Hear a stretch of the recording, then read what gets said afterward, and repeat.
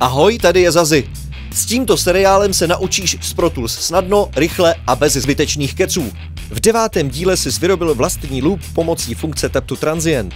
Ta ale nefunguje pokaždé, proto se podívej, jak funguje technika profesionálů. Scrubbing vychází ze stříhání na magnetofonových páscích a zatím neznám spolehlivější metodu. Používáš-li Smart Tool, nástroj aktivuješ držením Ctrl na Macu nebo Start na PC. Místo pak hledáš pohybem myši. Zazi, co ty na to? Už jsi ready? Podobně jako v minulém díle si pomocí šipek dolů a nahoru najdeš během přehrávání přibližný začátek a konec výběru.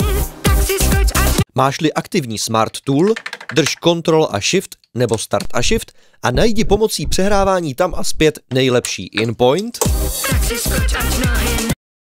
a samozřejmě také out-point.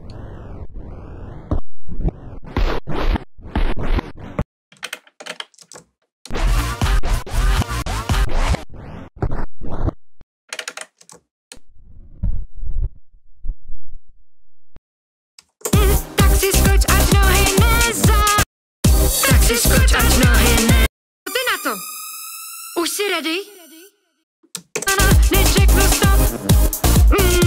Pokud si předcházejících 27 sekund úplně nevěděl, co dělám, honem si pust 9. díl, protože tam je vše vysvětleno.